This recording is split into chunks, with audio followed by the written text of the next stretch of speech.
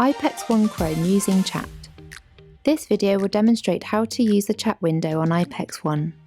The chat window can be found on the tab in the left of the screen. In the chat section, you can see your recent chat history. This allows you to select from your recent conversations with your colleagues, or groups quickly when you need to. If you want to create a new chat, you can do so by clicking the Create Chat button in the top right of the screen. From here, you can select the contact or group of contacts that you'd like to host a group chat with.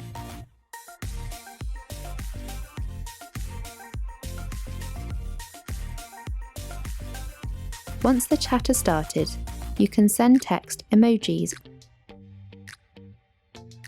or attach files through the chat window.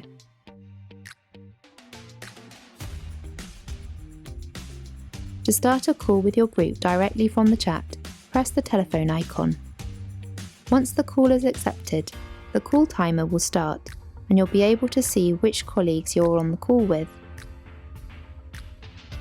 You can access the chat window from this call using the chat icon in the top right.